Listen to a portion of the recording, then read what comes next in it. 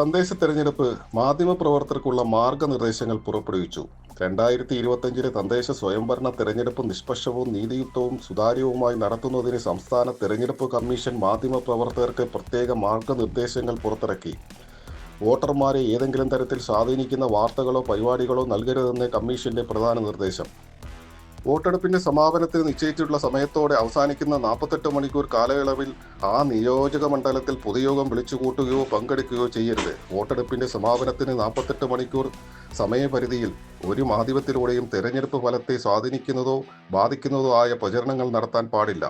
ഈ 48 മണിക്കൂർ കാലയളവിൽ മാധ്യമപ്രവർത്തകർ ഏതെങ്കിലും പ്രത്യേക രാഷ്ട്രീയ പാർട്ടിക്കോ സ്ഥാനാർത്ഥിക്കോ അനുകൂലമാകുകയോ പ്രതികൂലമാകുകയോ ആയ രീതിയിൽ എക്സിറ്റ് പോൾ നടത്തുന്നതും അനുവദിക്കുന്നതല്ല. ഇലക്ട്രോണിക് മാധ്യമങ്ങളിലൂടെ ഒരു തരത്തിലും ഇത്തരത്തിലുള്ള ഉള്ളടക്കങ്ങൾ ഇല്ലാതിരിക്കാൻ ശ്രദ്ധിക്കണമെന്നും കമ്മീഷൻ നിർദ്ദേശിച്ചു. തെരഞ്ഞെടുപ്പ് പ്രഖ്യാപനം നിലവിൽ വന്ന ശേഷം കേബിൾ നെറ്റ്വർക്ക് ആക്ടിലെ വ്യവസ്ഥകൾ കർശനമായി പാലിക്കാൻ സ്ഥാപനങ്ങളും ചുമതലപ്പെട്ട ഉദ്യോഗസ്ഥരും ജാഗ്രത പാലിക്കണം. പൊതു തെരഞ്ഞെടുപ്പിനോടനുബന്ധിച്ച് മാധ്യമങ്ങൾക്കായി ഇന്ത്യൻ ബ്രോഡ്കാസ്റ്റിംഗ് ഫൗണ്ടേഷൻ എന്ന സ്ഥാപനത്തിൽ അംഗങ്ങളായ TV ചാനലുകൾക്ക് വേണ്ടി രൂപീകൃതമായിട്ടുള്ള ബ്രോഡ്കാസ്റ്റിംഗ് കണ്ടക്ട് കംപ്ലയിൻറ്റ് കൗൺസിൽ നൽകിയിട്ടുള്ള മാർഗനിർദ്ദേശങ്ങൾ പാലിക്കണം. തെരഞ്ഞെടുപ്പിനോടനുബന്ധിച്ച് അച്ചടി മാധ്യമങ്ങൾക്കായി പ്രസ് കൗൺസിൽ ഓഫ് ഇന്ത്യ നൽകിയിട്ടുള്ള മാർഗനിർദ്ദേശങ്ങൾ തദ്ദേശ സ്വയംഭരണ തെരഞ്ഞെടുപ്പിനും ബാധകമാണ്.